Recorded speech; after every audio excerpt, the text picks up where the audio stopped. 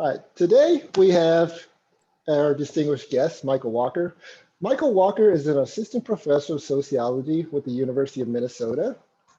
His research interests include race relations, social psychology, social control and punishment. He has an upcoming book with the University of Oxford Press entitled Indefinite, Doing Time in Jail. He's taken an incredible trajectory from a community college to a top-ranked department. And today he's joining us to talk with us about an aspect of his larger ethnographic study. Please welcome Dr. Michael Walker. Thank you very much. Thank you very much. I really appreciate you all being here and making time to sign into a research presentation. So let me, I'm not gonna waste any time. I'm actually gonna go ahead and get right into it. So I think that I have to probably go to my desktop first is what I think I have to do. Yep. All right. So let me start by asking you all, and this is more so rhetorical because you probably have been in a relationship like this where, you know, it's really, really toxic. Either you've been in one or you've known someone for sure who's been in a toxic relationship. And I'm talking about the type of relationship. And I think that if someone were to ask you, you know, at time one, like the day before you meet this person, you know, hey, would you ever be in a relationship with somebody who would cheat on you or beat on you or whatever else? And you probably would say, hell no, not me. I don't get down like that. You know, you ain't never gonna put your hands on me. But then what happens is you have all of these different discrete moments in the relationship. First, you two argue and he raises his voice at you, you raise your voice at him, and you tell yourself, well, this is all good because I raised my voice too. So it's just kind of a normal thing. Then you have an argument in which maybe he grabs you and he shakes you just to shut you up. And you feel a way about it. And your old you would have said, no, no, no. But now you've been with this dude for 3 or 4 months. It seemed nice.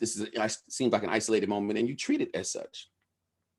And then you have another set of moments over time. And in 3 or 4 years, yeah, this man is going upside your head.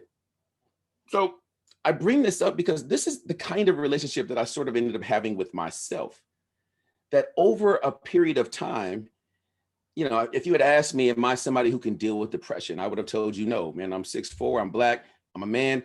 Ain't no way in hell I'm ever gonna be dealing with depression. We just don't get depressed. We don't deal with mental health in that way. But over time, I had a set of sort of discrete moments with myself where when I looked back, I didn't recognize how I got there. Still though, this is how I started my first year of graduate study at UC Riverside, starting off already with depression. And functionally so, in the sense that I could still, you know, be out in the world. It wasn't as if I was boohooing every day. I wasn't, not sleeping every day. In fact, the way that I went about sort of expressing my depression was mostly just turned inward. But during the first year, this first start, like the first maybe 2 or 3 weeks of my graduate study, I ended up getting arrested. But I put that behind me, and I told myself that was a discrete moment. It doesn't mean anything. I don't have any interest in studying crime. I don't have any interest in studying police or studying jails. I'm gonna move on. And I tried to move on. And then at the start of the second year of study, I ended up being arrested again. And then again. And each time I kept telling myself, like, this doesn't really mean anything. And the charges would be refiled, and then I'd get picked back up again. In one such instance, I was arrested at my home. I don't know if you've ever been arrested at your home. If you've ever been arrested, hopefully you've never experienced this. It's a little bit like that moment when the sheriff's deputy pulls behind you, like swoops in real quickly, you wasn't expecting him, and you get that knock on your door, like boom, boom, boom, right?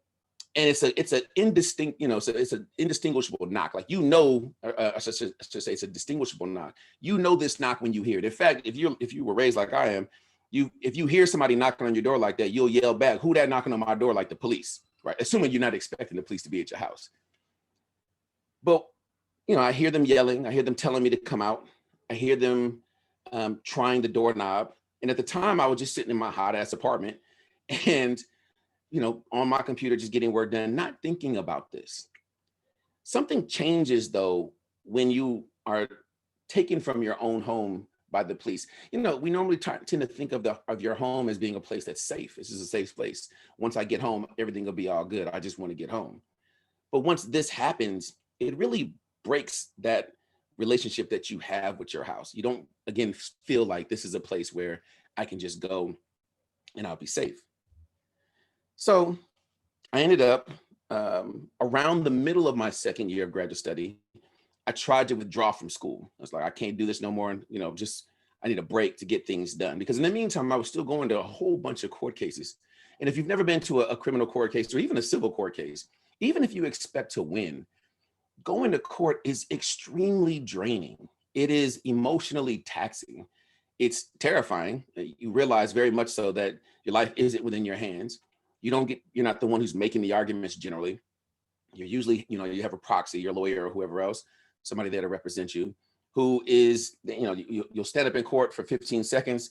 They'll speak legalese at you, and then your lawyer will turn to you and say yes or say no. They've already told you what you should say. You say that, and then you just move on, and then they speak some more legalese, and they reschedule you for another court date.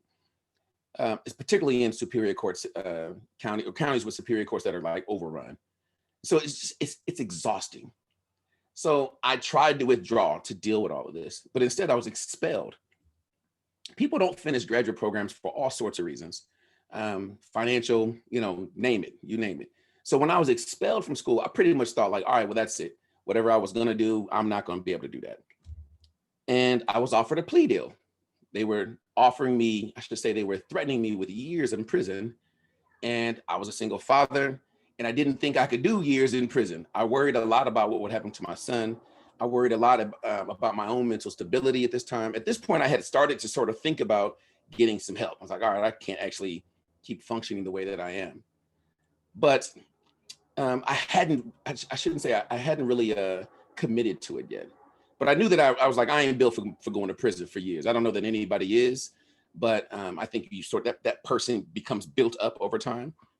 But they offered years, or they could say, well, or you could do 180 days, right?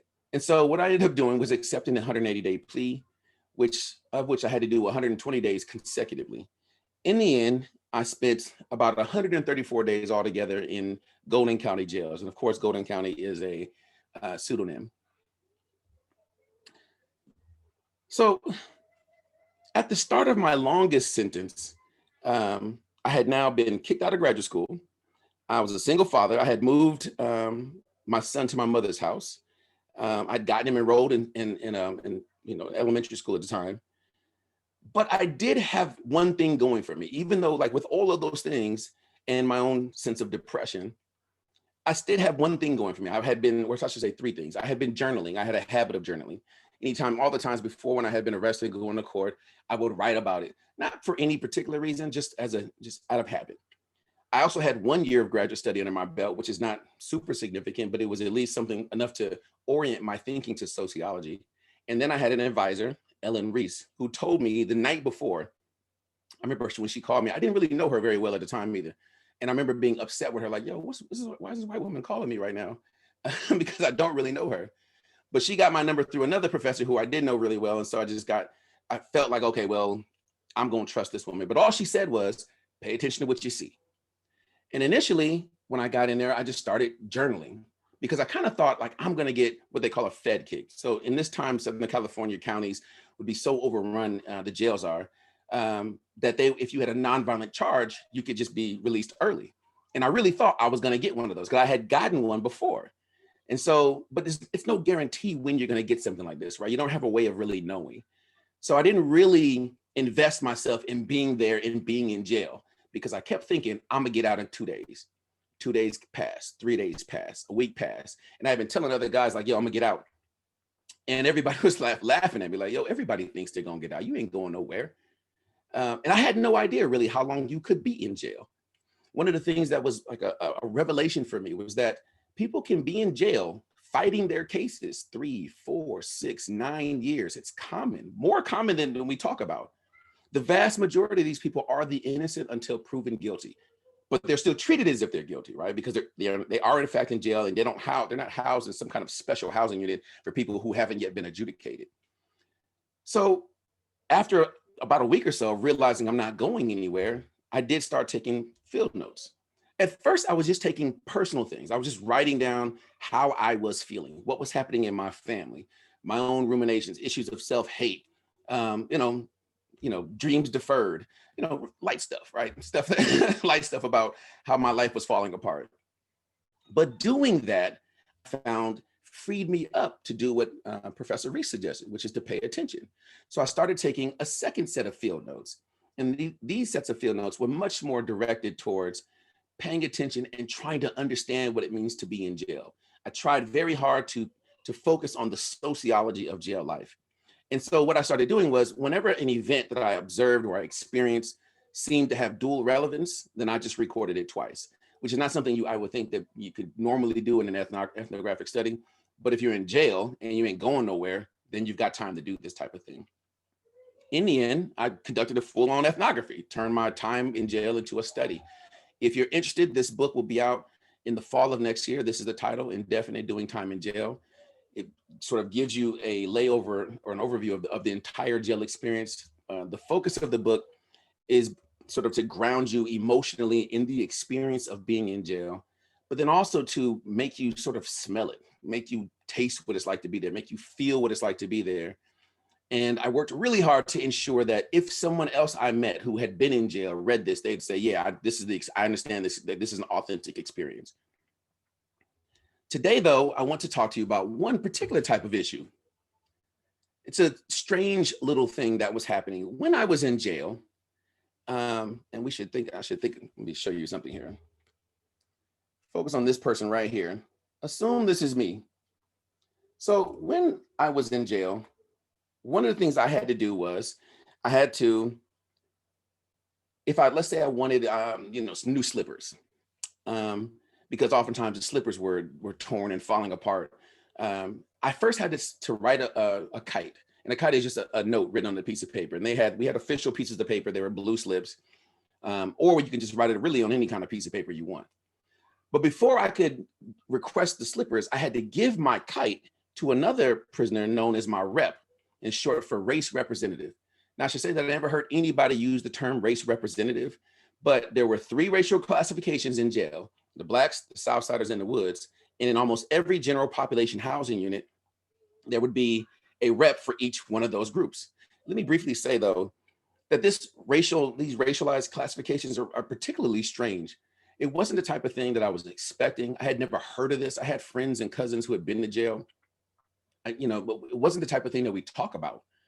But so if you are Black, and I'm talking about anywhere in the African diaspora, if you look Black, deputies will assign you to the Blacks. Or if you are Asian American, deputies assign you to the Blacks. So the Blacks, everybody there in green or this teal color, are assigned to Blacks, right? So the Black. So if you're Black American or anywhere in the Black or the African diaspora, and or Asian American, then you're considered to be Black. If you are, and the Southsiders include anybody who's Native American and anybody who's Latino, whether you identify yourself as Latino or not. If you've got a Latino sounding last name, then you would be defined as a Southsider. Then the Woods were really anybody who was considered to be white. So just have a sense. I just want you to keep that sort of in mind. One sort of interesting note is that while the Southsiders and the Blacks were comprised of strange ethnic groups that you would not think of to be as Black or be, Latino, the Woods were just white people. That's it. Like there's a level of racial purity still kept with that group. So my rep, though, would take my kite that I wrote asking for some slippers, and he would show it to the other 2 reps. And then if the 3 of them thought there's nothing wrong with this, nothing in this message is going to lead the deputies to want to investigate what's going on in this housing unit, then my rep would give it back to me, and then I could give the message to my deputy or to the deputy passing by. This deputy would be known as the runner, the person who's just sort of whose job it is to walk about the housing unit. Now, if I tried to circumvent this process, if I tried to go directly to the deputy, he was more likely to tell me either no, like just not even address my question, or refer me back to my rep. Go talk to your rep. If I tried to circumvent my rep, and if the thing that I was asking for was something that might lead deputies to want to investigate what's going on, then I might face what we call a DP or a violent discipline, and maybe my rep and maybe 3 or 4 other Black prisoners as well. So this is the thing that I was sort of struck by, because we're all prisoners. The rep also is just a prisoner. He's just another person who has been arrested, facing charges, still deals with the, the hope roller coaster and the highs of thinking maybe things will go well, and the lows when you go to court and you don't get a good outcome, right? Or you just get another continuance and it'll be another 3 months before you go back. They're still dealing with all the normal conditions that everybody else is dealing with. They're not special. They're also not assigned by the deputies. They are determined by the different racial groups. Each group determines its own rep. So it's shocked me, though, that why do we need this? Why do we need this position? Like, why is this? Who are these people? And it wasn't the type of position that everybody wanted to be a part of. Not everybody was like, couldn't wait to be a rep. So it was frustrating, because it meant that the slightest thing that I wanted had to be filtered through all these different people before I could just ask the question. Let's keep this in mind. So my goal was really to try to understand this. Now, scholars who study punishment, they probably would couch this in terms of power: who has it, who doesn't have it, and control: who has it, who doesn't have it, who's compelled by it. That's a perfectly fine way of doing things. We have about 60 years of research on the issue of power in penal organizations, jails, prisons, so forth. And the basic argument is, this goes back to 1958. This one guy, I forget his first name. Oh, Gresham Sykes, and he talked about the defects of total power. And the argument there is that prison guards cannot just dominate prisoners with requiring prisoners to follow every administrative rule. If you try to do that, you're going to expend so many resources that your victory of getting people to be compliant will just be Pyrrhic, right? The loss will be so great that it's not worth you whatever the win is that you got. So what you need to do then is you need to negotiate with prisoners if you want to be able to get order in the housing units. You've got to ignore some forms of misconduct so that you can gain compliance in others. We get the same argument with discretion studies. They argue that custodial personnel and police officers have to go about using their discretion, and that just means that they ignore some things that they would normally have to enforce, right, in order to maintain order in the housing units. Same thing more recently with another study by this author, Ben Crew, and he talks about soft power, but it's the same argument. The argument is that if you want to get prisoners to do the things you want them to do, then you've got to be able to negotiate with them. You've got to have some type of quid pro quo, something that you're prepared to give. So in short, social exchange is at the heart of all of this, right? We've got to be working together to get the things that we both want. The question, of course, then is, well, what's being exchanged? Well, let's first sort of talk about social exchange. So social exchange or social exchange theory really isn't so much a theory in and of itself. It's much more like a framework for a family of theories. People have researched commitment. People have researched power, independence, and social order, and a bunch of affect. So, but the basic argument is this: actors work to exchange what they call or establish what they call an exchange relation. And you can establish an exchange relation based upon transacting or giving something and getting something else in return, right? Some type of resource. The key issue here, though, is that a resource is only a resource to the extent that the other person that you're working with finds value in it. That means that, or what's important about this is that means you're not just a powerful person, right? You only have power insofar as you have something that this other person wants and can't get it from somebody else. Then that person becomes dependent upon you, and so therefore you have power over that person.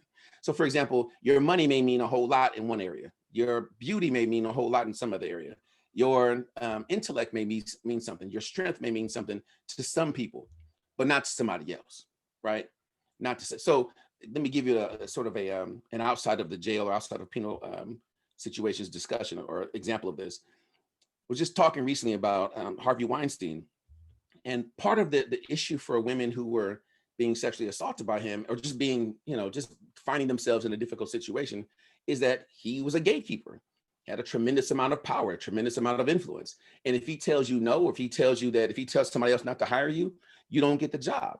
So he's got power over these women in that way. But I'm a professor. I'm not in the world of entertainment. So he don't hold no sway over me. I'm not in a situation where I would need him for anything, right? So the point is that he's not just powerful wherever he goes. he's powerful only in that one exchange relation, the relationship that he has in with women who also want to be in entertainment. So just keep that in mind, because the goal here is to center the unit of analysis on the exchange relation, right? People don't carry with them these powers everywhere they go. The attributes that you have are all based upon the nature of your exchange. So this is easier to see when we set this up in terms of a network. Hold on, I think my daughter's coming in, sorry. Look, sorry, real life. So it's easier to understand this when we see this in terms of a network. So there's still me, right, over here in the far right, far left of your screen, or this person right here. So here's the black rep, and this is just deputies. The notation here is just to indicate that there's more than one, right? The however many deputies we may be dealing with. Southsider rep, and 1, 2, 3 different Southsiders, so on and so forth, like all, however many there may be. But the point here is that my relationship to, or my access to the deputy is filtered through my rep, as is the average, every other general population prisoner. Everybody is sort of having to filter their information through their rep. Now let's look at how this works in real time. So remember, I told you that there's these 3 racial classifications. Now this happens in the jail. The deputies go about doing this. When you start off, when you first enter the jail, you enter as yourself. But then you go through this process called classification. And during classification, a deputy will pull you to the side and ask you a battery of questions. And one of the questions will be, do you get along with all races? And whatever you answer to that question is going to determine how they go about, where they're going to go about housing you. And it's not going to determine your racial classification. The deputy's going to just look at you and make a determination about that. He's going to look at you and say, you look Latino to me. He's going to, send you with the Southsiders. He doesn't tell you this. You don't even learn that your race is important. If you're a newbie, this is your first time there, you don't learn that your race is important until after they've already housed you somewhere. But once they go about doing that process, that classification process, then you find out that turns out that race really does matter, tremendously so, in the housing units. So here's my clip art version of what a general population housing unit looks like. So a command pod will be run by 2 different deputies. One will be called the pod primary. That person will have control of all the buttons and controls. This person can open all the cell doors and talk to people. Every cell has a buzzer in it.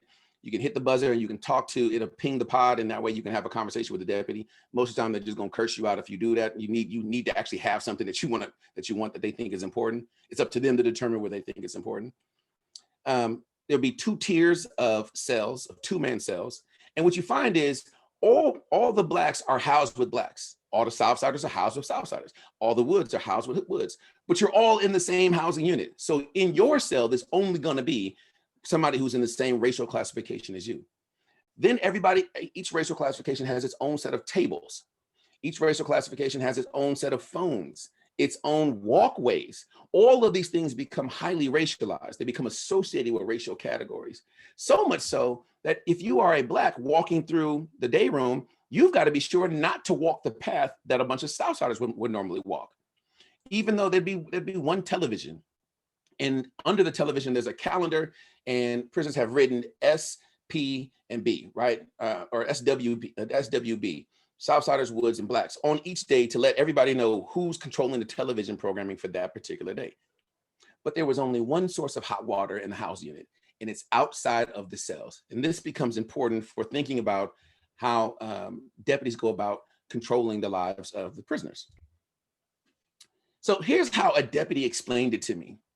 And I'll talk, afterwards I could talk to you a little bit about the strange methods that I had to go through in order to have conversations with deputies and other staff members, because you have to remember, I'm actually in jail and I didn't sign up to go to jail, to do some kind of amazing study. I just was living my life and didn't know whether these data were going to go anywhere. But this is what he said to me. I was complaining to him because they don't bother to respond to anything that we say when we hit the buzzers. And he said, you might think we're not doing anything in the pod. And let me just say, a lot of times they weren't doing anything in the damn pod. But you might think we're not doing anything in the pod. But at any given time, you've got 170 to 180 inmates. Everyone's on their button. You got 6 guys on the button, and you don't know who's trying to con you. So everyone just gets a no. So the basic point here is that running a housing unit can be very stressful, part of it is just that there's only 2 of you and there's 170 to 180 different prisoners. You've got to figure out a way to manage all of them. So how do you go about doing that? Well, one thing you do is you ignore them. When the runner comes through, so the runner comes through on a regular basis to do a security check. Most of the time, though, the runner would enter the housing unit and somebody in one of the other prisoners would just yell out, walking, let this person know that let everybody know that there's a runner in there, the deputy. But usually, the deputy's walking too fast to really be doing a real actual security check. They're also walking too fast to answer your damn questions about what's going on. So if you have a kite, if your cellie is beating your ass, if your toilet is backed up, these are all things that are kind of common. You can't get the deputy to stop and talk to you about this. Even when you can get a deputy to stop and talk to you about it, they're more often to just tell you next shift. Yeah, man, we'll wait till next shift. And what ends up happening is every set of deputies keeps telling you next shift. So you may go days with your toilet backed up. You can't use it. You may go days in the cell with somebody who's beating your ass. You may go days without toilet paper. The other thing that you're just as likely to hear is, I'm not your rep. Talk to your rep. You may be needing a particular thing, asking and requesting a particular thing, whatever it is. Maybe more toilet paper or a pill call. You need more medication. Maybe you have migraines, you have headaches, or whatever the case may be. But in order to talk with you're trying to get the attention of the deputy, and the deputy's more likely to just tell you, I'm not your rep. Mind you, the reps don't actually have power to make sure that everybody gets medication. That's not their role. So what this really is, if nothing else, is just to say a way of saying, I'm not going to answer your question. But when they are prepared to answer your question, you have to put what my mom always calls beg in your voice. You want something, you got to really ask. And you're going to have to ask more than one time. Please, sir, Deputy Brown, sir, can I talk to you for a moment? I'm just trying to see if I can get, I had court today. You all skipped my name. I'm going to get a failure to appear, which is something that actually happens. Get a failure to appear while in jail, right? Because they failed to take me to court. But you've got to beg for that. You can't just ask and you can't assume that you have rights. And then finally, sometimes deputies will just announce at the start of their shift, don't hit your buttons unless you are dying or we tell you to, right? Don't hit any of your intercom buttons. So from the point of view of the deputy, they must be at the control panel and the lights are popping up, letting them know like this cell has chimed in and wants to talk. Well, they don't want to talk. They don't want to deal with anybody. And so what you end up having is you don't know what, if you're a deputy, you don't actually know what's going on in the different cells. Now, it's interesting. One other thing that's kind of strange here is the lights in the cells never go off. And I mean, never go off. So I'm 6'4", I can reach and touch the ceiling where the lights are. And so if you're on the top bunk, you're only about 1.5 feet, 2 feet away from the light, and it's always on. So even when they cut the day room lights off, the lights in your cell are on. So from the point of view of the deputy, it's like being in a house that's dark and looking outside, right? It's easier to see out than it is to see in. So they see you're illuminated in your cell because the lights are on, and you can't see into the pod because it's dark. So one final thing that they did was kind of sneaky. It's a sneakiest way really of ignoring us. Sometimes they would play music. In fact, the first time I heard Lil Wayne's Lollipop, I was in jail. And what they would do is you'd be in your cell and you would hear music, faint music coming from nowhere. And if you hit your intercom button at that time, instead of asking you what you need, because you could have been hitting your intercom button for a million different things, instead of asking you anything, they just played music into your cell right through the intercom. And then they would do that for their entire 12-hour shift. Well, what that really means is we're not listening to you, right? Enjoy the music. And if you didn't have anything going wrong in your life in that one moment, you don't need anything, perfect, man. Listen to some music, it's perfect, because they would only ever play R&B, soul, and hip hop, so perfect. But if you don't like that music, or you actually need something, now you can't get the deputy's attention. And they figured out a way to ignore you. Here's the other thing that they would do. This is where the reps really come in. So during periods of lockdown, and there were plenty, and actually you spend most of your time in a cell anyways, during periods of lockdown, the deputies would let the reps out, and the reps would be roaming about the day room. But that wasn't for nothing. If we're going to give you this privilege, we want something back. So what the reps would end up doing is, especially on busier times, And the busier time would just be like if there's a whole lot of people in there who have a lot of requests. But what would happen is the reps are crisscrossing the day room, giving a note, a kite from this cell to that cell, bringing this person the newspaper, setting outside their cell, bringing this person books and setting outside their cell. This person wants checkers. This person just needs to talk about some issue they're having with another prisoner on the bottom or top tier. This person needs hot water. Remember, I told you the hot water is outside of the cell. So if you want to make what we would call soups, for us it's just top ramen, or coffee, you need hot water. And there's a bunch of other things too that you can buy from the commissary that all require hot water. So the rep takes his race specific cup, goes to the one spigot for hot water, and comes back to your cell door.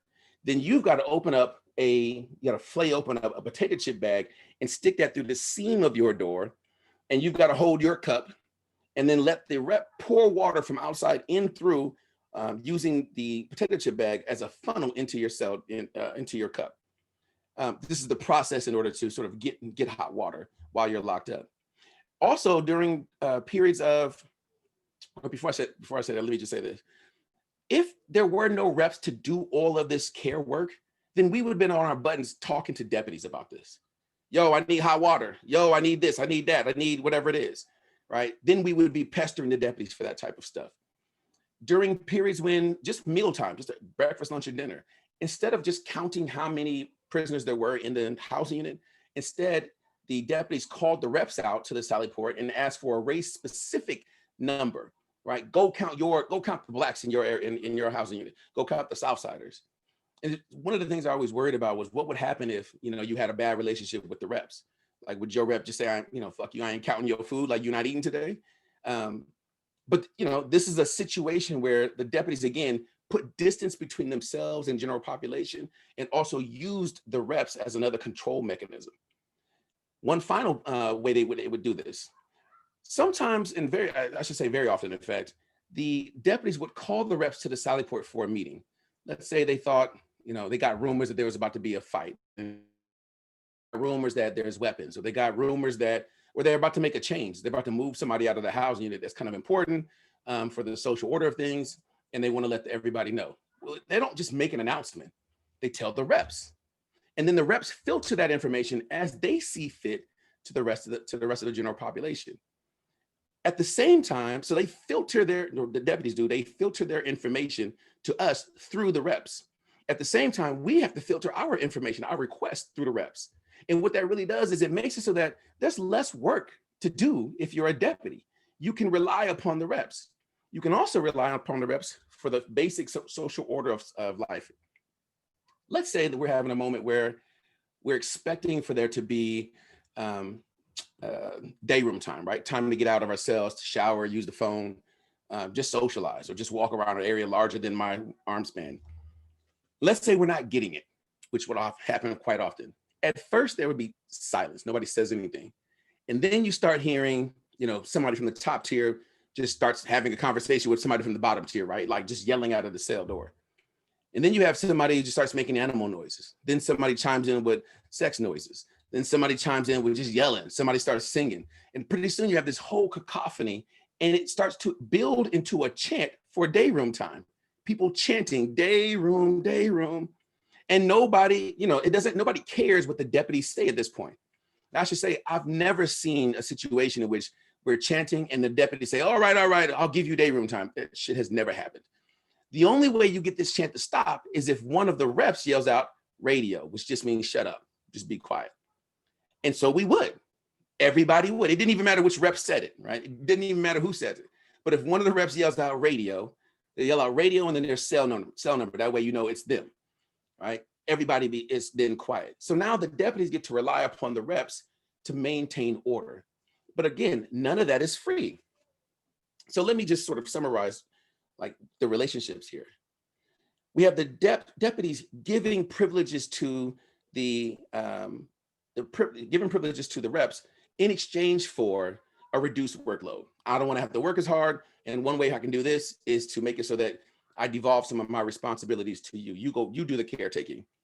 At the same time, if you're a general population resident or prisoner, you actually need the reps to maintain order. You actually need them to be the go-betweens before you and deputies. You want them to be able to take your issues, right? They have to determine whether your issue is good or not. So you rely upon them for order as well. I want to know, I don't want to have to know everything that's going on with all the South Side. Like, there's too many people in there. I don't want to have to know about everybody. But if I talk to my rep about something, I know he's in conversation with the other two reps. That gives me a sense of what's going on. They don't even sanction fights in the housing unit unless all three reps have agreed upon it. So somebody else may have violated it some way or another and is about to get DP'd. But before that happens, all the three reps are already aware of it. Doesn't mean they tell everybody else, but they talk about it amongst themselves. And since, to the extent that deputies are fully aware of who the reps are, because they are, when they come into when a new shift of deputies comes in, they don't ask, hey, y'all, who's the reps in this housing unit? They already know. When it's mealtime, they pop only the reps' doors, right? They only let them out. So they know who it is. So what they're doing also is sanctioning and legitimizing this system. But so what occurred to me, though, is in the frustration of trying to just get the smallest thing done, needing to talk to my rep, that relationship. What do I get from him? What does he get from me? He gets loyalty, legitimacy, or I give him legitimacy by recognizing him in his position, and he gives me security and social order, right? Helps to maintain that. I should say that any resource really could be literally a capacity, like the capacity to maintain order, or it could be a material good. Like I could have just given him, food or whatever else, or, I would have been getting extorted, so that would have been dumb to do, but you can do that type of thing as well. But my relationship with him is important for me determining whether I can get something done. Then his relationship with the other two reps is important for understanding whether I can get something done. And then my relationship with the deputies is important still for figuring out whether I can get something done. So what I felt was just controlled, more controlled than other people. And it wasn't specific to me. Every general population prisoner was facing the same set of controls. If you are a rep, you can go directly to the deputy if you want something. If you got an issue, you need something, you just go to the deputy. But if you're a general population prisoner, you've got to go through this process. So what occurred to me is that we can think about this, we can actually measure this. We have this concept, social control, that has become something of a ghost for us. It's one of these things that's kind of everywhere and nowhere, right? We define it as a force that brings people together, a force that tears people apart. And we don't have an agreed upon definition in social science, certainly not in sociology. And we don't have a useful way of even measuring it. But we can measure it if we use social exchange theory or social exchange framework to do so. So here's a definition. So control is just the extent to which any actors exchange initiations, the things that you want, are mediated by some other number of exchange relations, where the greater the number of exchange relations through which your initiation must pass, the more controlled you are. You can think about it like this. If you are, I'll use my kids who aren't listening and running around in the house right now, even though they know when I get off this call, I'm gonna come see them about that. So my son may want something from me, right? And let's say I know, he needed to talk to his mother about this first. So if I tell him, he can just have it, when she comes home, she might be pissed at me. So I don't do that. So instead, what I do is when he asks me for, can I watch my iPad? I'll say, I've got to talk to your mother first. So his control is based upon not just his relationship with me, but my relationship with my wife as well. So all of that's the nature, that's the change that he has to go through. On the other hand, my daughter is my heart. And when she asks me for some shit, I just give it to her. So I don't ask my wife, what do you think about this? I just give it to her. So she's less controlled in our household. But we can use this same way of understanding that what we're essentially doing is using social hierarchies, which are really everywhere, right, to determine what degree of control you are subjected to. You can see how this could work, for example, in a hospital setting, in a school, really any kind of bureaucratic situation in which there are some sets of hierarchies. You can also imagine that the degree of prestige, right, the amount of social status that you have could change this. It could very well be that if I was a high status prisoner, I might could just go straight to my rep, and my rep might take my ideas for me to the deputies, right? Or might take my idea for me to the other reps. I might even be able to go talk to the other reps if I'm high status enough and just go ask them like, yo, this is what I'm thinking about doing, whatever else. I could tell my rep later, right? If I got that level of social status. So you can see how this idea of social exchange can even be moderated a little bit. What's interesting to me about all of this, though, is that you don't really need to use race to do this, but this is what the jail system went about doing. their system of control is based upon a racial classification management that they instituted arbitrarily. And I say it's arbitrary because there were many other kinds of housing units in which race relations didn't dominate social life like this. So they chose this. They went out of their way to create this situation, and it's useful for them. They literally can use race. They classify you in one racial group or another, and then use that to manage you. What's fascinating to me about all this is that you can still use this in places outside of jails and prisons. But for me, I discovered it in this particular situation. All right, that's it. I appreciate you giving me your time and listening to me. Thank you very much. Actually, I was wondering, I remember I sat through one of your presentations. I was wondering if you could speak on some of the negative aspects of using race as a mechanism of controlling people. Like, so I remember you've told some like relatively interesting stories about that before. I was wondering if you could actually throw in some of that as well. So I'm sorry, I'm gonna have to ask you to repeat that because I was literally trying to shoo my kids away. So I know that you've spoken before about some of the negative aspects of using race as a mechanism of social control, of putting people into these racial categories where they themselves might not even see themselves as this racial group, but then are forced to essentially be, see themselves and be a part of these certain groups. Yeah, so here's an example that stands out to me. So I was in the pill call line. What would happen is twice a day, the deputies would yell out pill call. And if you were somebody who got medication, then you could come do it, right? So we were playing basketball, and I had my slippers on, but my slippers were torn off. So most of the time, if you're out there balling during rec time, you just take your slippers off. So I'm barefoot, and I plant my foot and tear off like a quarter-size flap of skin. And I'll tell you, that shit hurt bad for a long time, right? So, and then it swole up. So I ended up getting prescribed ibuprofen. I remember the deputy was pissed off that he had to do this. He's like, see, now I got to write this shit up. But anyway, so I'm in the pill call because I'm there to get my ibuprofen. And I'm behind two Woods who are just talking amongst themselves. And one Wood says to the other, yo, man, like I'm out of toilet paper. And I can't even wipe my ass in here. And I was gonna ask, this one of the Southsiders said that he would give me toilet paper, but if I accept it, then my rep is gonna beat my ass. And his rep was about it too. His rep would whip his ass for sure. Like that would have happened. So I'm just listening to him talk, and I'm thinking about the indignity of an adult saying, I can't wipe myself properly because of race relations. Like here's an out, right? So this institution has decided that it's not gonna do care work. We have to remember that when you're in jail, actually their job is still to care for you. Right? As much as they may hate that, they are also there to do that. They can't just let you be in there and just die. But race relations literally is getting in the way of his ability to just maintain basic human dignity. So I just whispered to him and said, yo, I'll see if I can get you a roll of toilet paper. Like, I'll see if I can. So I talked to my rep. First, I talked to my rep about it, or talked to my cellie about it to see if he was okay with it, because we had a stockpile at this point. And he was like, the first thing he said was, God damn, they want people in here with shitty asses? This is the first thing he said to me. He's a very charismatic fellow. But he's like, yeah, man, go on, give him a toilet, go on, give him a roll. What we getting back? And I was like, I don't know if we getting anything back for this. This is just free. But so then I talked to my rep, and my rep was like, yeah, he's like, I don't give a shit about this.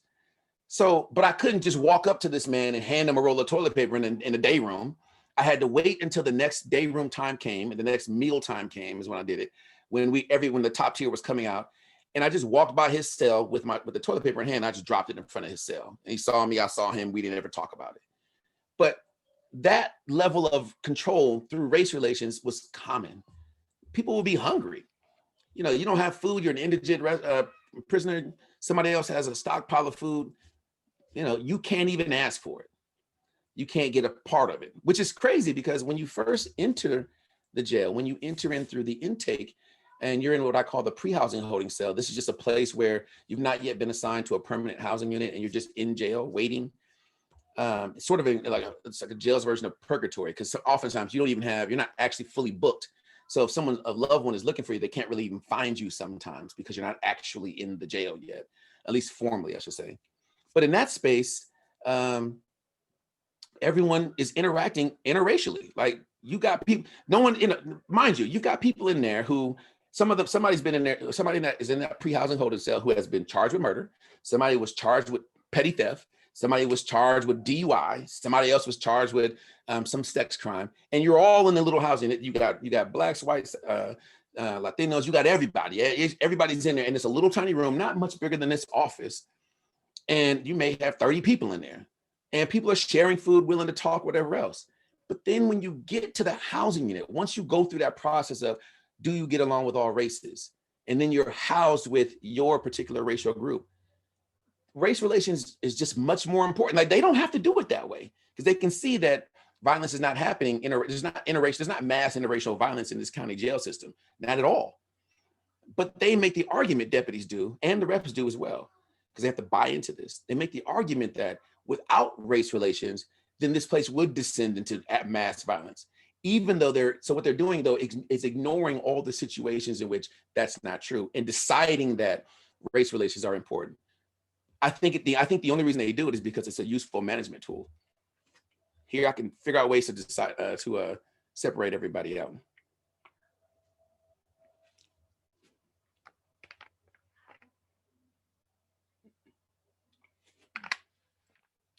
All right, so this would be a good time to open it up for questions. So if anybody has one, I know Chris, you put something into the comments. Would you like to ask a question or share anything about your experiences teaching in jails or prisons? Yeah, I worked at Palo Verde College in Blythe, California for 6 years, and taught many men there. I created the addiction studies program that many men signed up for, and really appreciative of. Did you see any educational efforts at the place you were located, Dr. Walker? Yeah, they had a GED. It was not a program, but they would let you take the GED. So that if you weren't prepared to pass it, you just weren't, it'd be kind of on you to determine whether you thought you could pass it. But they offered GED, not courses, but the test. Yeah. I knew people who signed up for it and did well. So I don't know what came of it. It wasn't going to change anything. You know what I mean? Not in terms of your case. My sense is that judges didn't care about that. So. Yeah, the prisoners, it was one of the few times they would get together and cross the color line I mentioned in my comment to study and get ready for our assignments. So we had we sent books and assignments and graded them, and they were getting associate degrees and certificates. And but the guards didn't like it. They were very resentful of the process. They said, our kids have to pay for education. You guys don't have to. A lot of animosity there. Yeah, that's the thing that always shocked me about this. So 70% of people who are in jails, in American jails, have not been found guilty of anything. They're still the innocent until proven guilty. Mm-hmm. But when you're in there, deputies hate you. Mm-hmm. They're mad, they're angry with you. Mm-hmm. And their sense is that, as one deputy told me, he's like, well, if you're in here, you did something. Yeah, you're guilty. Which is the strange assumption that cops never get anything wrong, right? Their clearance rates are, as if their clearance rates are perfect. They're low all across the nation. We know cops are not super efficient. We know that to be true.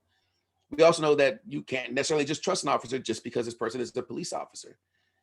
But what's strange about that is that they ignore all the misconduct that they do as deputies. They ignore all that. And the assumption is that somehow you are the quintessential, like the bastion of all things that are bad, right? You're carrying all these bad traits everywhere you go. And if you're here, you are therefore deserving of punishment. Right. Jail is not a place that you go just to wait for your trial. It's a place where you go specifically to be punished.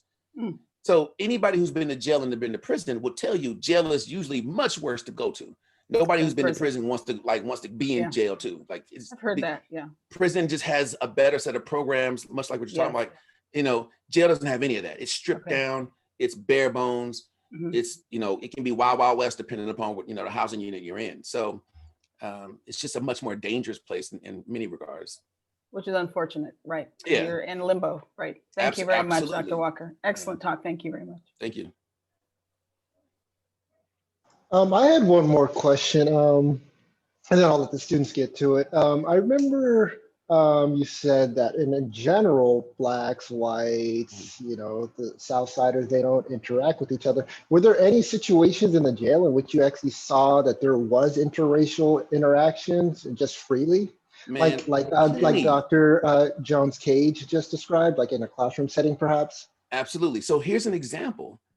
So you're in the housing unit, right? You can't walk through, the line. So I'm use me as being with the blacks. I don't walk past the wood tables. I don't walk past the south side of tables. I walk around. They walk around. I don't have no personal beef with nobody in there, but I understand the racial dynamics at play. I understand the politics, right? So then there's a call by the deputies for church. I ain't even religious, but I'm gonna go because I don't want to be in the housing unit. If I can go, here's another space I'll go to.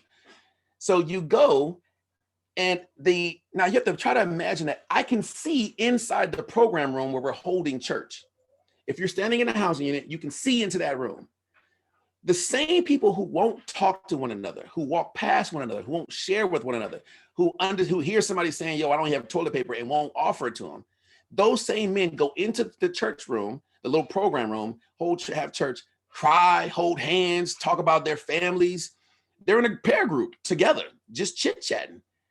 And then have all this emotional, connection, then leave church and go right back into the house unit and just split off and stop talking again. It's just, there's something unique about the place itself, the house unit itself, and the rules that are attached to it. One way to think about this is, if it seems super strange, it's just, you and your friend might be chit-chatting, y'all might be laughing and cackling and kikiing until you walk into a library. And then you understand there's there's a set of norms about being in a library. Be quiet. And so you change your behavior. Another way to think about this is, oh, my kid, hey, whatever you're doing, nah. I try to let it go, but I think they're actually trying to tear my whole damn house up. But Walmart, that's the example I was about to give you. So when I go into Walmart, which is a rare occasion, but they got cheap stuff.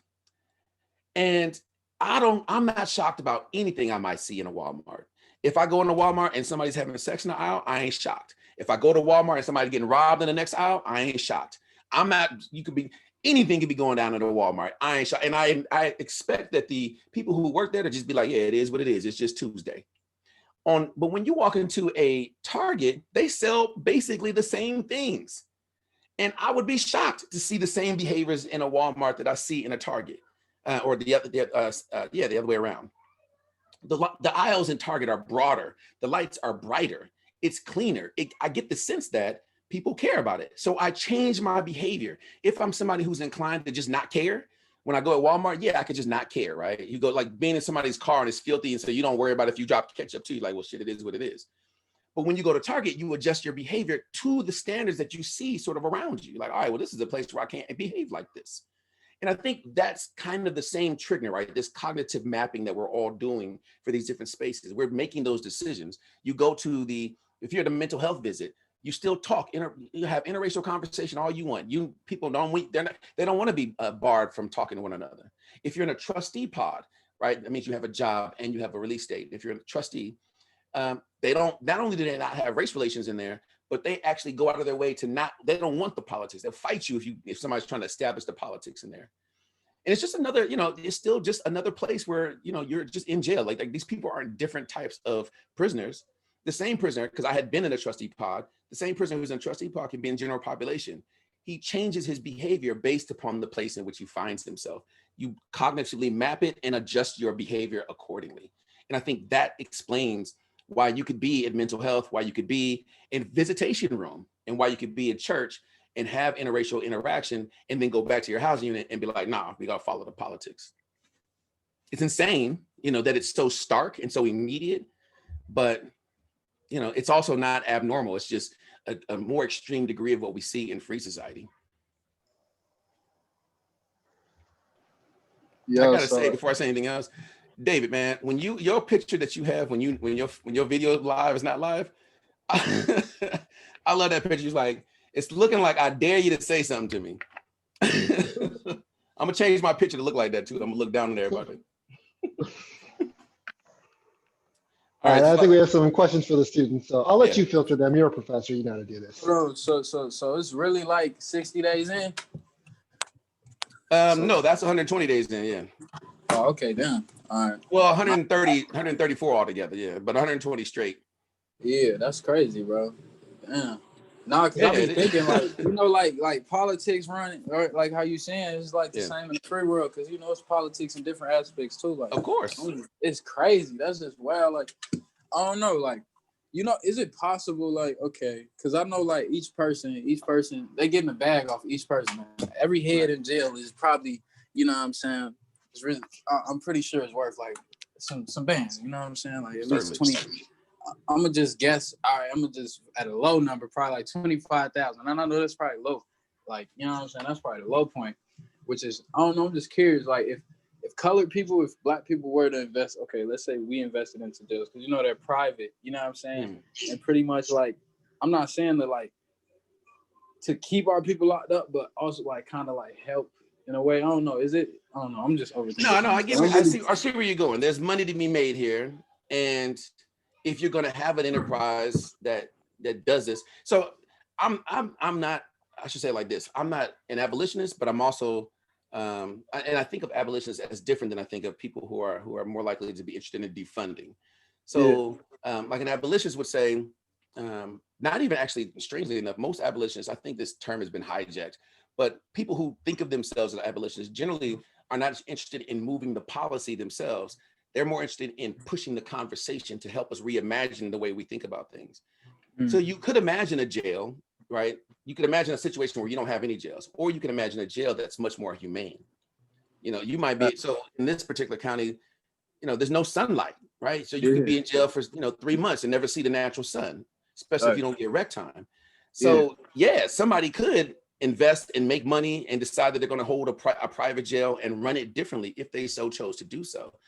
But you're also going to fight the government for that, right? Because the government is not going to be automatically inclined to just, they're not going to be inclined to just give that up. So Sam, I already know, because that's too much of, you know what I'm saying, in their pockets. For real. So you encroaching upon money for the government. Good luck with that. Professor Walker, you had said something about the, kind of how it's the same in the free world. And that's kind of what I wanted to, in listening to your talk, I was wondering, do you think there is an aspect of that racial separation that works so well because it is desirable by the population itself? 100%. I'm going to show you all something right now.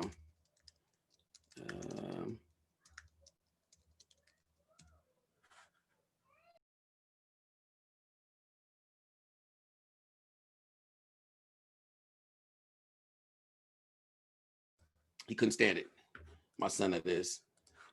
All right, so let me show you all this right quick. And there it is. So this is something that I oftentimes show to my classes. So this is based upon 2010 data, but not very much changes from one decade to the next. My phone overheated. My bad. Oh yeah, it's all good. We froze for a second there. Yeah, my phone be overheating. I don't know how, but it be overheating. It's weird. So what I want you all to see here is, first, we hear a lot about the browning of America. And so in 2045, there will be, the idea that that there will be fewer white people than there are people of color. That may be true numerically, but culturally, we'll see what that means for our nation. But here, one blue dot equals one white person. So I want you to just see what these United States actually look like. And the reason I'm bringing this up is because in every city you may go to, what you'll find is the same story. So let's look here at Minneapolis, where I am right now. What you'll find is the legacy of racial segregation. And it's being played out over and over again. In these areas, these suburbs where houses are big and worth a lot of money, you've got mostly just white people. And the more inner city you go, where you have tons of apartment complexes, or you've got houses that aren't worth as much, there you have more people of color, more Black people. You see this being played out in Chicago. This is played out in LA. The only place it doesn't look like this is in New York. New York is so diverse of a city that it just doesn't play out the same way. But you see the same story over and over again. As you move out away from the center cities, out into the suburbs, you start to see more white people owning bigger homes. This is actually where this kind of study really got going here. Chicago and the South Side, as you see there, where all the Black folk are, where a lot of Black folk are. You see the same thing in Milwaukee. And the reason I raise this is because This is the kind of thing that's not different from what the jails are doing. The jails are literally reproducing this type of segregation.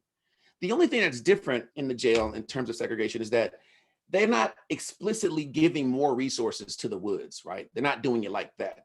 Now, Texas ran a system like that. Texas had a system called the building tender system. And what they did was they had groups of mostly white prisoners, and they gave them all these extra privileges like we had in the reps. And they gave only the white prisoners this extra privilege. But in so doing, it just raised racial animosity amongst everybody else. So the system ends up collapsing because you can't just be giving resources to white people in a prison, no less. That's people they're not going to accept that. So they tried to reproduce basically, some form of Jim Crow. Well, we don't have that in Golden County. It really wasn't Jim Crow, but it is racial segregation, right? It is still that. And it is still problematic. It's a different form of management, but it's still using race to do the managing. Let me put that into the chat in case you all are ever interested. I go there all the time. I'm waiting for them to update the new one. You can go look at your own cities. Other questions? Yep, exactly. Redline. So you see the legacy of redlining there. We have to remember that our government has gone out of its way to create this type of situation. Like none of this is just by happenstance. So when you see, because same thing with jails and prisons, it's not by happenstance. They could run those jails, run those institutions however they want to, but they're running them how they want to. So when you see a particular set of outcomes and you see inequalities or you see race being used, you see gender being used in a particular way, don't be shocked. This is how it's supposed to be.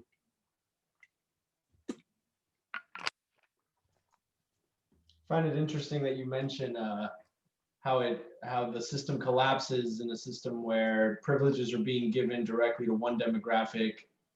But I'm asking myself if that's more due to the more the less concentrated power that exists in the prison system. If you're looking at the demographic breakdown of who exists in that system. Mm-hmm. So by choosing to isolate one racial group there, that's why it collapses versus, you can pick your topic, but in just the nation in general, you can see finances being distributed unfairly to one group, but because that group is more in control as is, it's less likely to fall and break down. Part of what explains the difference in free society is what you said, but it's also this idea that we all bought into this. So then we believe generally in the idea that we can merit our way into a better life or out of a bad life, right? We believe that. And so even though, for example, the Trump tax cuts were a major redistribution of wealth from poor to wealthy, and we're borrowing against our kids' futures in order to give these tax breaks to all these corporations and these wealthy people, and they didn't reinvest it into the nation, none of them, right? Every study has shown that. All the investigative reporting has shown that. This is not a new thing. We keep doing, especially particularly Republicans keep saying, if you do trickle down economics, it will work out. This will eventually trickle down. It never does. It's failed. It's obvious. But people buy into it. Well, one reason you buy into it is because you believe if this is a corporation, this is a business owner, that they're somehow good people just because they own a business. Somehow they're good, they're hardworking because they own a business. And that you should aspire to that, and we should give them these breaks. So if you believe that, if you believe also that you can merit your way out of your situation, then yeah, you're not going to be upset. Now, we do see people being upset. So more recently, there's been talks about forgiving student loan debt up to 50K, which I'm all for. I don't care what racial group you're in. They should definitely do something about that. But you're going to see conservatives and Republicans, and the whole party is over 90% white. You're going to see people rally around the idea that, no, you don't deserve that break. We already are seeing that. And the reason is not even because, there's issues with public education. Republicans have been trying to get rid of the Department of Education forever, but that's only because they want to privatize it to make more money on it. And so, but what you're going to hear though, is you don't deserve this type of thing. And if you also believe you don't deserve it, well, then you're not going to fight that, Right now, you see conservatives in the street fighting for what they think they're losing, right? The nation. We're losing the nation. Trump, he should have won. They're prepared to fight for that because they believe they've been wronged. And you don't see other people, certainly not in the same numbers, arguing, when Trump won, people weren't out in the streets automatically fighting for that, right? Because we accepted that we saw that he had an election and he won. That was just that. So part of it is, do you buy into the ideas that underlie that are the foundation for what the system is? If you do, then you don't challenge them, right? You accept the outcomes, whatever they are, even if they don't benefit you. People who are poor will tell you, my grandmother used to always tell me, niggas ain't gonna do right, right? She ain't gonna do right. My grandmother, who moved from Louisiana, from Ruston to LA in the Black migration, trying to escape the South, comes to the West Coast, gets a house, is working hard, doing the best she can. That woman used to tell me all the time, Black people ain't gonna do right. Well, she would say Black people, niggas ain't gonna do right. And I used to ask, like, yo, you do realize you have a Black grandson, right? You got Black grandchildren, you got Black kids. You don't think we're going to, but if you buy into the idea that we are the problem, you're not going to think about this in more structural terms. You're not going to ask yourself why Black people are poor. You're not going to, you're going to assume that they're poor because they need to be poor. In prison, though, things are a little bit more equalized. There's only a finite amount of resources. If you start giving only white prisoners power, I don't got nothing to lose. I'm prepared to fight for this. The little bit of thing I could have, you're gonna take it from me and put it in the hands of this other person who means me harm. Nah, we're prepared to fight for that. So that's why that system collapses. And there's no issue of meritocracy, right? They're not arguing that these other prisoners merited this. It's just, we just gave it to them. And so here in a free society, even though things are just being given, it's being given under the idea that these people merited it, they deserve it. And that whatever poor thing, whatever bad things that are happening to you, you also deserve it, which is crazy.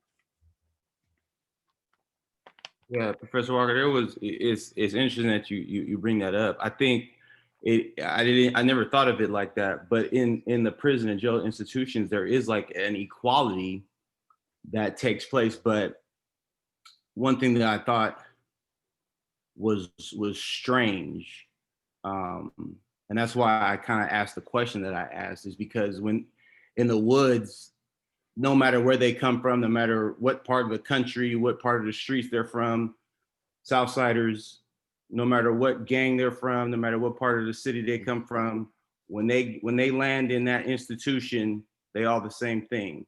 It's all them against everything else.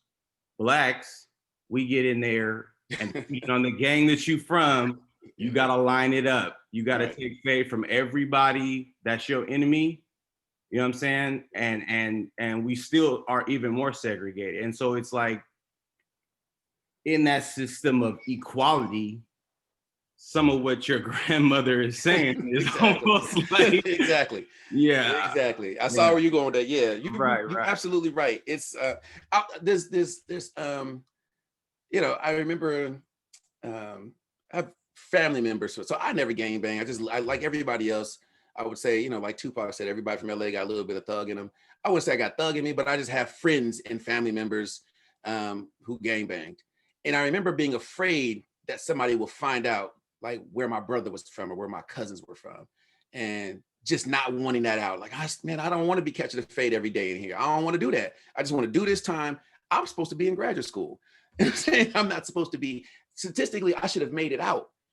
I'm supposed to be free. They used to give me a pass. Yo, leave him alone. He's good. He's about to make it. He going to college. So now I'm here like this. I remember being stressed about that. The other thing that's kind of interesting is that even amongst the woods, so if you're white, you're in there, you're wood, but they've got the white power comrades, and then they got the everyday average woods. And the white power comrades, they're the ones who run the woods, and they believe explicitly in white supremacy, and they don't play either. They about that life as well. But they're not, they require people to fall in line. You're right, blacks just not that way. You go up in there, and all of them. Think about how big Southern California is. All the different gangs, like all the different allegiances. Yo, it's just dangerous, especially when you go to court. On those days, that's where you see the most violence, because you have people coming from all over the county to one place, and deputies can't separate everybody. Fights are common. you get your head knocked off in the court holding cell, waiting to go to see the judge, and now you got a bloody nose and a fat eye, right? And from somebody you don't even know why this person's upset with you, but you're doing it in chains that are around your waist and got you chained like this. So you got to try to learn how to hike them. You know what this reminds me? One quick story of that I still find the most fascinating story I ever found regarding a fight.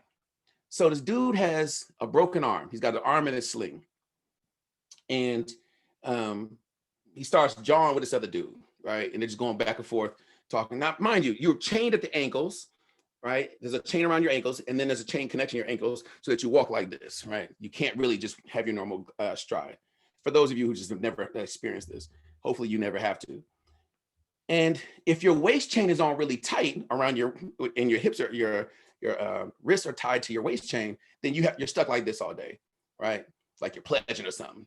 But if you get it loose, if you push your stomach out while they're putting it on, and then you can sort of get a little extra room so you can hike it up. So, but this guy is getting into a fight. The one-armed man gets into a fight with somebody who has his chains kind of loose. But this man pulled his arm out the sling. He was faking.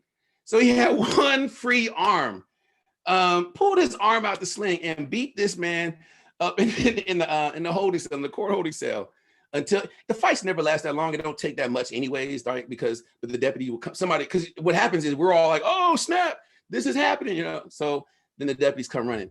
But that man, I watched him beat two people up like that. So just one of them crazy situations. He was like, oh, you from such and such? I just got down with your homeboy. It's like, oh, and it's just a shocking thing, because the second dude he was fighting was actually dressed like for court. He wasn't wearing county oranges like most people would. He was just wearing, in his dress clothes. He had his hard bottom shoes on, but it don't matter. You know what I'm saying? So yes, those types of divisions from free society creep into the institute. Like, it's not so separate. It's very porous. Right, the same people, they bring their same issues with them. So I was wondering what would happen if somebody tried to change the racial politics or didn't try to go along with those racial dynamics while in the pods. Like, let's just say a white person didn't feel connected to the the other white supremacists, and then they didn't want to join, or if they were getting into a fight, they didn't want to join that. What do you think would happen in that situation? I know what's going to happen. You can't not join in the fight. If there's a situation where, so first of all, interracial fights are rare, super rare, because, and this is the thing that we all have to remember. So just because you've been charged with a crime doesn't mean you want to live in total war. In LA, the A-Trays don't get along with the 60s, but the 60s and the A-Trays ain't every day of their lives going at each other. That's not how it is, right? So on the borders, you might see more friction. You're going to see more fighting. If somebody gets caught like out of bounds, yeah, you might catch a bad one. But they're not just constantly saying everybody who's A-Tray, let's go to the 60s, let's go do. That's not the way it is, right? So it's because people actually do crave order. There's a way to do this, right? Even in the jail, it's no different. People don't want it. Like, that's why you have the politics. That's why you walk in the lanes you walk in. Not because if you cross the boundaries, someone's just gonna beat you up. It's the idea that I don't want to cause any tension to make somebody tick somebody off, make this person do something crazy that they shouldn't do. And then now there's issues. The reps also are there to calm it down. They're not there to escalate it, which is something you should teach, police officers to do, which is kind of interesting. But the reps are really good at de-escalating situations, right? And so, but if for let's say for some strange reason that there's going to be a fight, and if you decide that you're not going to jump in on your turn, like when everyone is going down, when it's all over with, that's going to get out. They call it the JNN, right? The Jail News Network, and it's better than CNN. You can't hide, you can't lie, you can't say you got some other charges, you can't say you did something or didn't do something. Somebody gonna tell, right? They gonna know. You can't lie about it. So I've seen people lie and say they had facing this charge or that charge. You don't get no extra glory, right? I'm in here for this, that, and the other. Nah, bro, just be who you are. And hope for the best, right? Just, don't try to, make yourself seem like something that you're not. But yeah, there's a mandate. You have to join in. which is interesting because you might be joining in with somebody who beat you up last week because you violated, right? You broke, you know what I'm saying? Like you might have done something wrong and this group beat you up yesterday or last week. And now there's this going on and it don't even matter. All right. This person might be from a different gang from you. You don't even like this person. It don't matter. Now you got to get in on this because this is the bigger issue that's happening. This is kind of been the same situation. Professor Walker, I wanted to ask you if it, I know you've done extensive research on this, and when I first heard about you from Dr. Cathcart, it raised a question in my mind that I want to ask now that I have the opportunity. Do you think that you said something about the order, like people crave the order?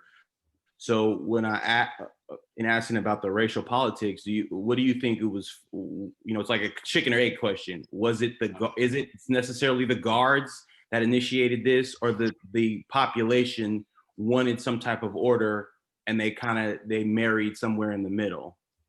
This is hard to answer the truth because one, I don't think anybody knows the truth. So what I suspect is true is that, so there's La M, right? The Mexican mafia. And La M controls Southern California, the prison systems, the jails, and they have mandates. So if you're a Southsider, when you get in there, there's a set of exercises that you got to call that out, let everybody know you did it. So there's rules. So they're organized. It may have been that La M organized Southsiders in the jails and prisons and everybody else just organized around it. It could be that. And it could be that deputies saw an opportunity and said, okay, well, this is going to work. This is how they're going to do things. I'm going to use this. Or it could have been that deputies said, all right, well, we need a way to control everybody. I mean, if you think about it, classification is about control. I want to group people that are relatively homogenous and I separate them, right? I'm put you over there, put you over there. We do this in classrooms and teachers do this all the time. They figure out, all right, well, who's the bad kids? All right, I'm gonna put, little Johnny and Marissa over here and everybody else, I'm gonna put them over here. You put the kids that you think are, you try to figure out a way, like, can I get this kid who's kind of on the cusp of doing something good or bad with these other students who are doing good, so on and so forth. You organize it, and then you set somebody as the hall monitor, or somebody's gonna be the leader of the day, the line leader. That is a form of management, classroom management, but it's still management. And it's based upon the idea that you need to separate people into homogenous groups. Well, that's what the jail is doing. And so, because you see this everywhere you go, we could make the argument that, all right, race relations are just dominating all the jails. Maybe that's true, and all the prisons, maybe that's true.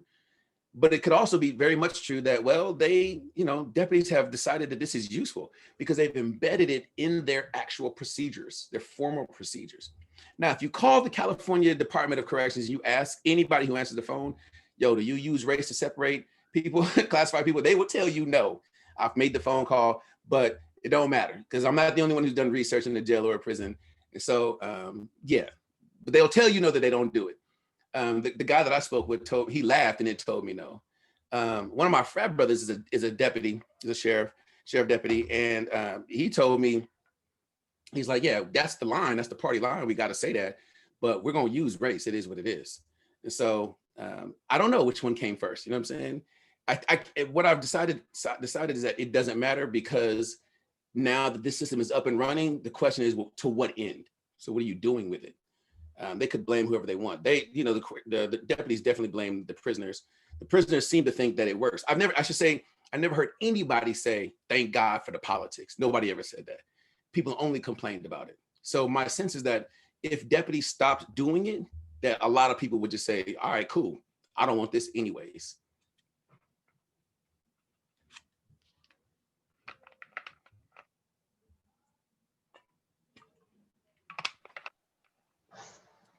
Anybody who hasn't asked a question would like to ask? Machiko, Sasha, some of the. Yeah, I have a question. So I guess I don't know your whole story, Dr. Walker, but considering that you had been in jail before, and as a 6'4" Black man in America, I think it would be safe to say you had many things that were working against you in trying and re-entering free society. Yeah. And I don't know a whole lot about it, but I know that a lot of people who do go to jail, get stuck in this cycle and get stuck in the system and trapped in the system, sort of like the cycle of poverty, except within the jail system. And so I guess how did you find your way out? So I want to say first this, my situation is unique. Man, there's an assumption that if this person made it, then anybody could make it, right? I hear that all the time. Right. And I don't like being used. I'm not saying you're doing this, but I'm just telling you. So I don't like being used as an example of, see, stop complaining. He did it. Right. He's a professor now. Because I was lucky. I already had an undergraduate degree in economics. I had already gone to grad school a year, and I had support. My advisor, Ellen Reese, she used to write me. She put money on my books a couple of times, put $20 in it. That $20 saved my life many a time. I'd have been starving. So I had support. And then when I came home, so I had a mind to take field notes. And then when I came home, she didn't abandon me, my advisor. She wasn't my advisor at the point, because at this point I was not even in school. I had been kicked out, but she was willing to support me. Now, what she did, now she didn't hold my hand every damn day and be like, yo, Michael, what are you doing now? She didn't do that. But if I called her, or if I emailed her, she responded. If I hit her up and said, I'm trying to do a particular thing, she responded. And I owed the school money too. So when I got the school, when I paid the school off, and they made me, what did they make me do? They made me pay them off. And then they made me write a research paper on the effects of parental imprisonment on children, because I'm a single father. So they was like, you got to prove, like, here's an extra moral step that you got to jump through. Crazy enough, Jermaine, John Turner actually supported me. Like, he was like, yo, he's like, why are they asking you to do this? This is not somebody that you would think would support me. But so I was lucky. One of my close friends too, his dad was a pimp and his mom was on crack. And he was homeless from like ages 10 through 12 or something like that, homeless. And now he's a professor, and he's married a woman who has a PhD and a JD, and they kind of live like the Huxtables, got great kids, whatever else. He's, and she's an amazing woman as well. And he and I talk about it all the time. Like, they always roll us out somewhere as like, come look at my one black dude here, who's amazing, right? Like who beat all the odds, right? So you all could do it too. Most of my family members who've been in LA and struggling, no, I'm doing better than everybody in my family. Everybody, by far, like by miles. Most of them are never going to do much better than they're doing right now, and not even because they haven't tried. But most of my friends who lived, I lived in A-Tray hood, I lived in the Rolling 20s hood, I lived in the Rolling 60s hood, because we moved so much because my mom just was struggling, you know what I mean? Single parent, just didn't have money. And I'm lucky. Like, me being here is not an example of I worked so damn hard and then I just pushed through. I did that too. Right. But I also had to be lucky to be able to do it. And, I look back on my life. I started at LA Southwest Community College. I was there for 4 years. I didn't even get an AA. I was playing dominoes on the campus and playing spades on the campus. And I remember the transfer counselor, her name is Joyce Higashida.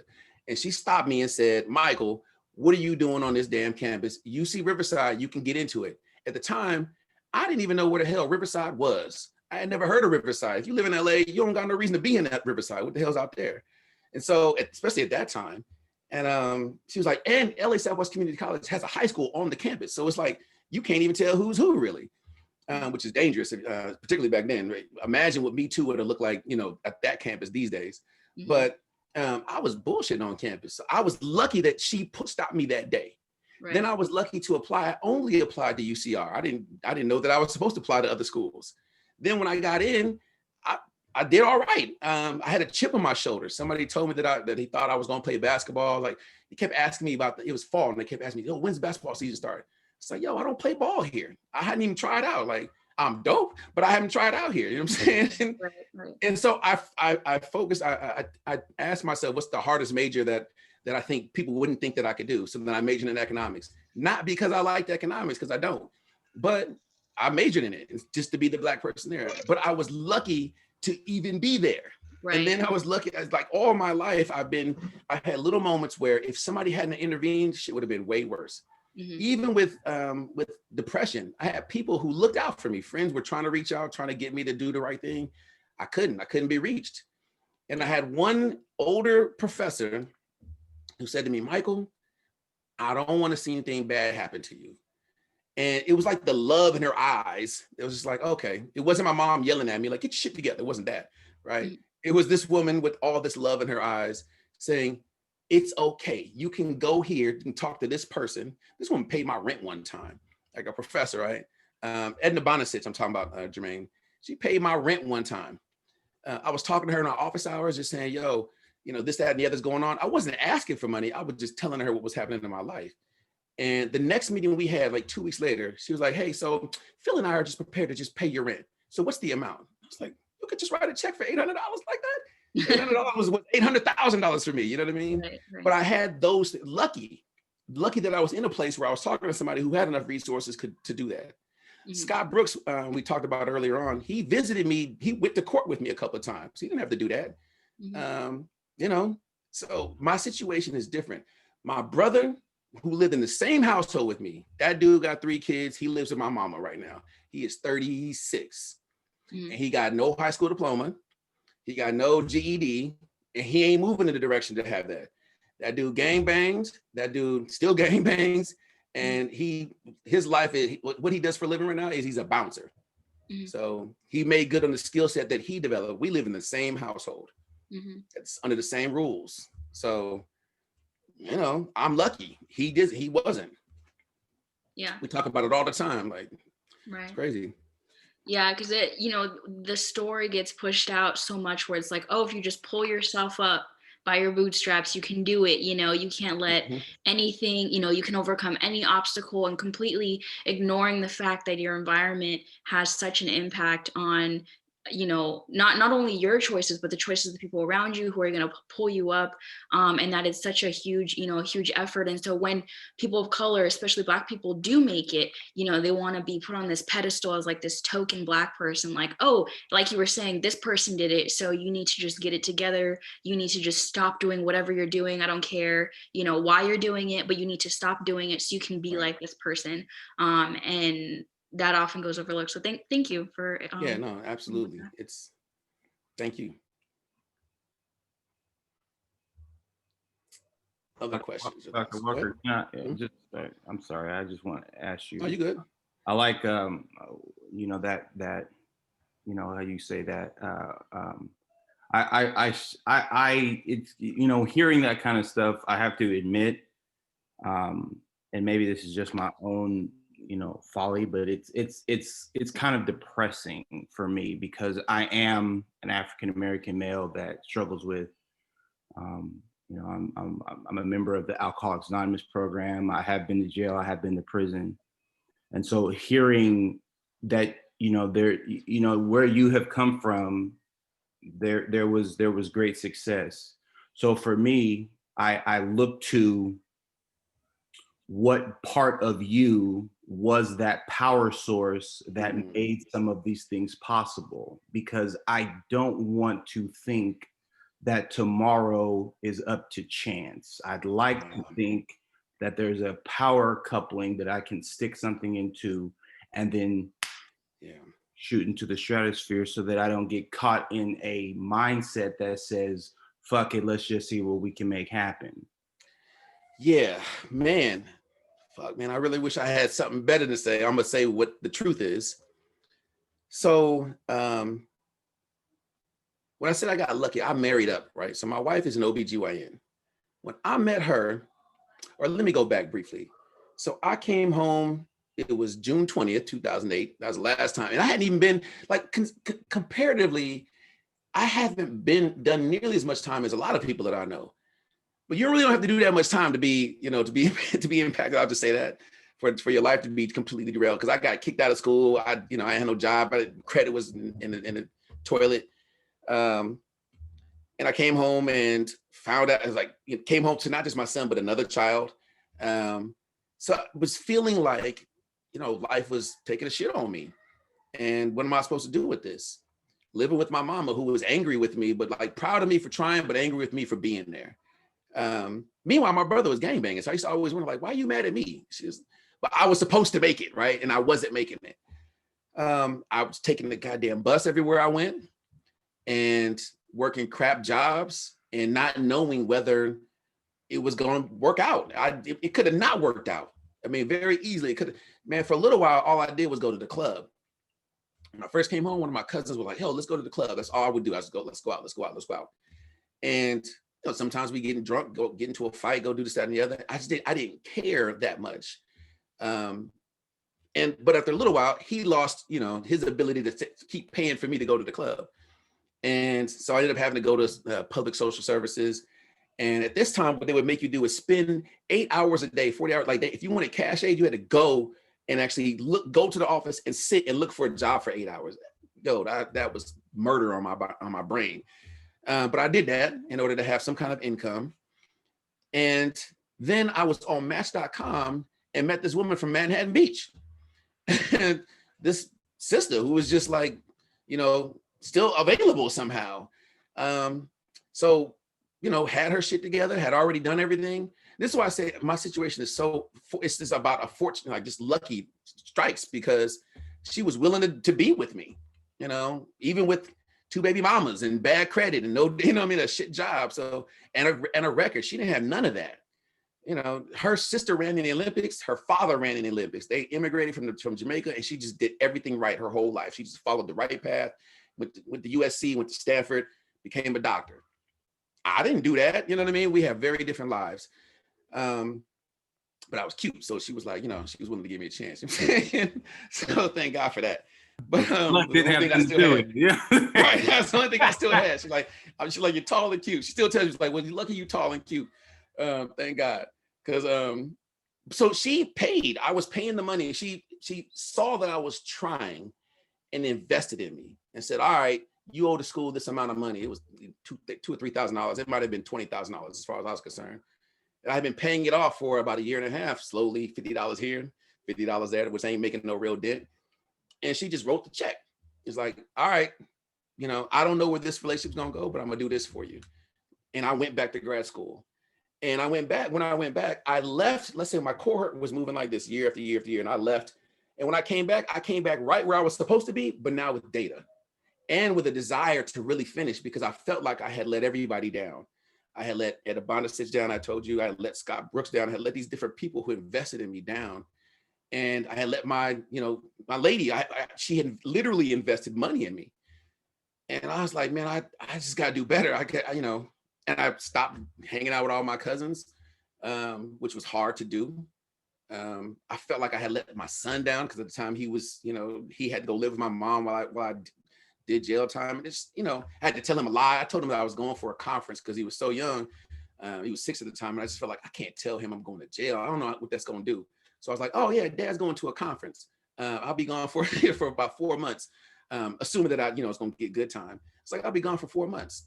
And then I came home. He only recently asked me, and when he turned like 18, he asked me about it. He's like, yo, where were you for that during that time?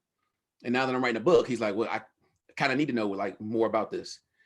So I pushed through, but only because I had people who invested in me, and I didn't like the idea that I had let them down. And when I got opportunities, I just took it. I didn't know what it was going to happen. I didn't know. So I got lucky. What I've seen others do, one of the guys who I was in with, I've seen 2 of the guys I was in with. I've caught up with 2 of them. One of them is in prison, and actually 2 of them are in prison, and they ain't getting out no time soon. One of them I saw in church, and as soon as when I saw him from a distance, like, yo, Cisco, what's up? It's not his real name, of course. What was that? Hold on a second.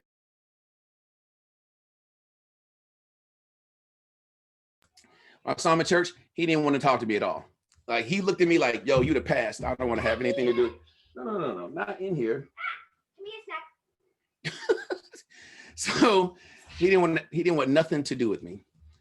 Then the other one, I saw him, he and I've been talking, and he, not only was he happy to like reconnect with me, the first thing he said was, he's like, you're the dude who pushed this one dude down in the day room over this other thing, like over the eggs. That's what he remembered of me. And I was like, yeah, well, you're the guy who smacked up this other dude over some mayonnaise. That's what I remember of you.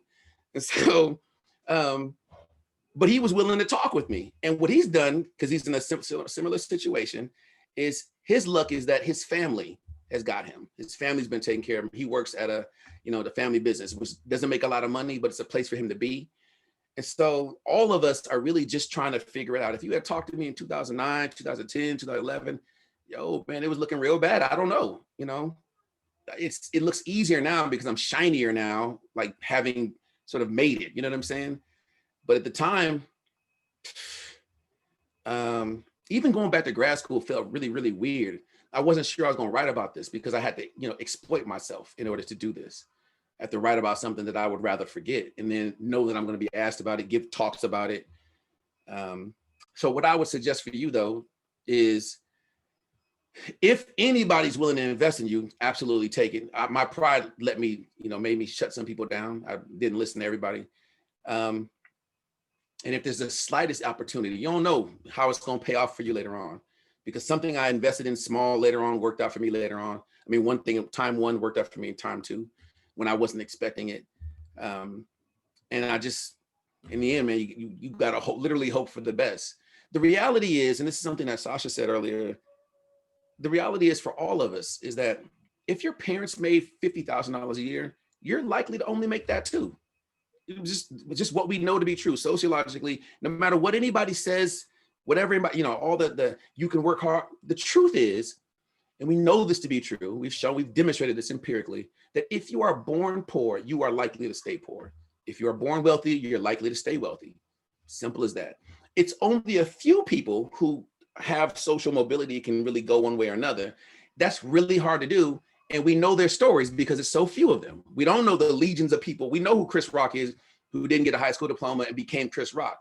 We don't know, Brian Rock, right? Who didn't, Brian Pebble, who never became anybody and lived in the same damn neighborhood, No.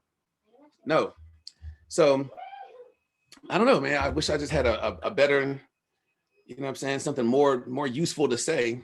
I will say this, y'all feel free to hit me up because I'm putting my email in here right now.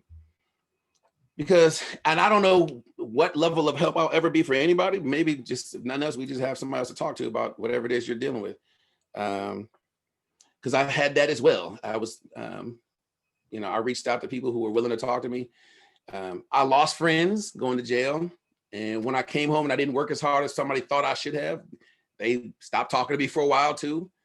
I was salty about that as hell. I never told him because now he talks to me again because I'm more successful. So now he wants to talk again, which is it's like, all right, but I don't hold it against him and I don't tell him, It just, because I say to myself, he's investing in me and I wasn't able to do what he wanted me to do. He couldn't see my situation, why I couldn't do it. And he wasn't understanding that. And I wasn't explaining it because I'm like, I'm a grown man. Even I'm living, sleeping in my mama's living room. You got to think about what this might mean. I can't sit and just do academic work right now. So, I'm spending 8 hours at the damn, public social services building, trying to apply for, manual labor, some shit I've never done, right? I'm looking to build a wall now if I can, like, you know what I'm saying? Like put up some fences. In fact, I did this for a little while. I worked in a regular ass factory that builds CO2 bottles. What do I know about that? Nothing. You know what I'm saying? But it paid.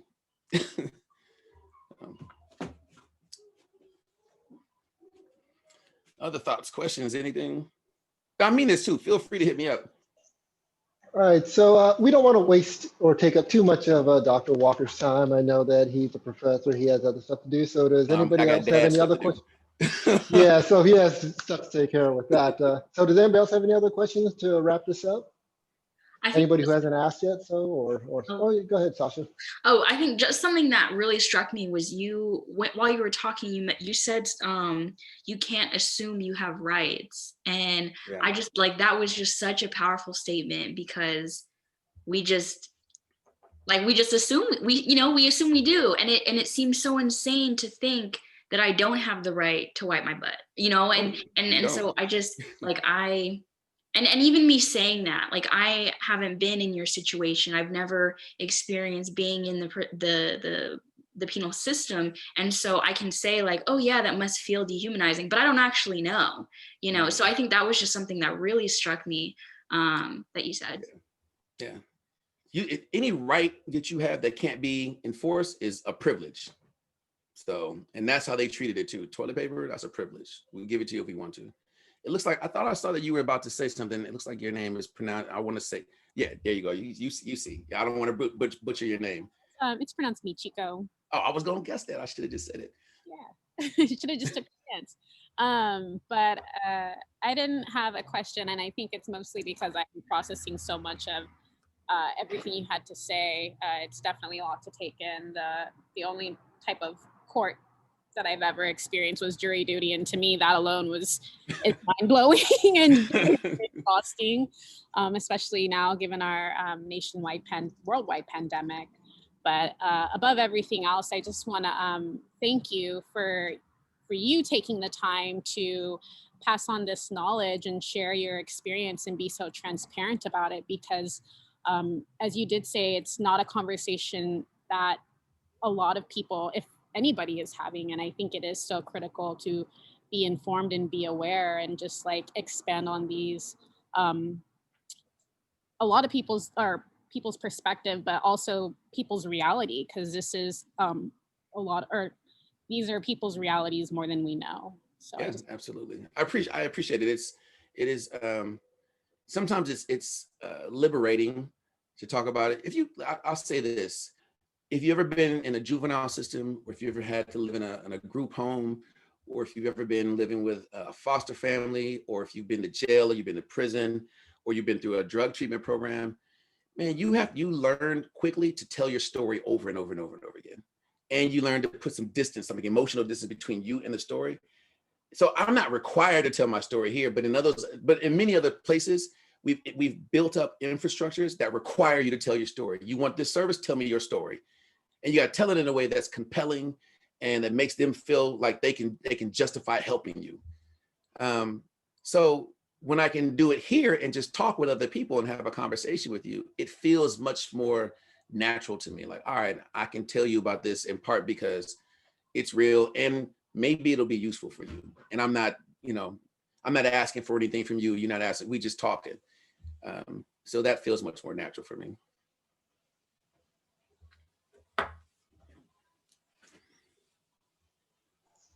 Thank you, Jermaine, by the way, for setting this up. I appreciate it. No, thank you for coming in and sharing your experiences and sharing your story. I mean, something that I always enjoy hearing, and I think a lot of students appreciate it. Hearing about you, hearing about your experience and how you were able to still make it. I mean, so don't think to yourself, oh, I'm just lucky. I mean, the reality is that he's a proficient researcher. He said this last time. He didn't say it this time, but he was outshining me when I was in grad school, and I didn't have all of that going on in my life. So he was looking great, and like it was like, yeah, Jermaine, he's okay, but this guy, he's the one who's going to end up at the R1. This other guy, Jermaine, he'll be at community college. He's all right. He's cool. Let me tell you what. Listen, the only thing that separated us was. I was more afraid than you were. That's the only thing I think was it. I remember talking with you and you're like, man, I'm happy, I'm cool. And I remember thinking, shit, like this could all be taken away from me. So I better work really, really hard. Not to say you didn't feel that way, but I really felt like at any moment this could be taken away. So I still feel that way until I get tenure. Every day I'm like, yeah, y'all are cool with me now, but I know I could go back to eating syrup sandwiches and A1 sauce sandwiches if I have to. I don't want to, but I could. So yeah. I got tenure now too. So see, look, before me. See, you talking right. I don't have tenure. Right. So look, yeah, exactly. And you're still relaxed, right? You're still relaxed. Grad school was the easiest job I ever had. Absolutely the easiest job I ever had. You want to say something, Chico? Oh, yeah, sorry. Chico. I have one question. It's kind of corny and lame, but you said your book's going to be coming out next year. Yeah. And I was wondering if I could mail it to you for an autograph. Yeah. Man, that is weird to me. No one's ever asked me for an autograph, but I don't think of myself as. But yeah, if feel free. I'll you email me, and when it comes out, I'm happy to do it. So yeah, I would be honored if somebody actually wants me to write my name and stuff. Yeah, that would be amazing. Thank you. Absolutely. All right, well, I really appreciate you all showing. Anybody else? Yeah. I'm gonna go deal with these kids then. All right. They don't know what's coming, but they. This is one last message. Dr. Walker? This last Thank message you, in for Dr. me. Walker. Oh, no, thank you. Thank you, Dr. Walker. Yeah, I really appreciate it. Thank you very much. You all have a good one. Dr. Walker, it was a pleasure. Absolutely. Thank you. Hopefully we can do this again sometime. Well, I know I'll hear from you again next year, I'm sure.